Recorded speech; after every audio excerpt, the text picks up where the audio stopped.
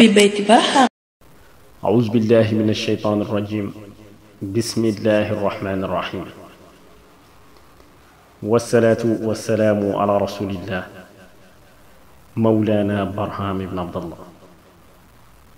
mbokk yi ginnaaw loolu nag ñuy ñëw ak yéen ci suñu dars seyrul xalb. tey ñu ngi fas yéene jël juróom-benneelu tomb. مولانا شيخ الإسلام مينان مكارم أهل الجود فيك تجمعت فقد عشت أسخى الناس بل دمت أكرما. The behaviors of good morals are found in you. In reality, you are the most generous of all mankind and also the noblest.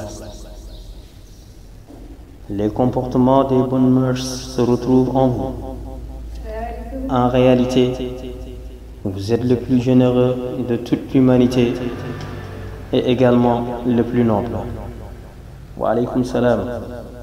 mbokk yi Mawlana Cheikh al Islam mu ne makaarimu ahlil juudi teraangay ñoon tebe fii ke ci yow yenent yàlla Muhammad sallallahu alayhi wa sallam te jamaat dajena faqat ca dëgg-dëgg ishta dund nga asxannaasi gën caa tabe ci nit ñi bël ca dëgg-dëgg li am daal dumta sax nga akrama di gën a tedd. mbokk yi Abul Faydu Tijaani Mawlana Cheikh al Islam mi ngi naan foofu yeneen ci yàlla Muhammad sallallahu alayhi wa sallam teraangay askan bi nga xamante ne mun lañu leen wooye ñoon tabe daje na ci moomu yenent bi sallallahu alayhi wa sallam waaye itam yenent bi dund na doon ko gën a tabe ci nit ñi waaye sax ca dëgg-dëgg moo gën a tedd ci nit ñi.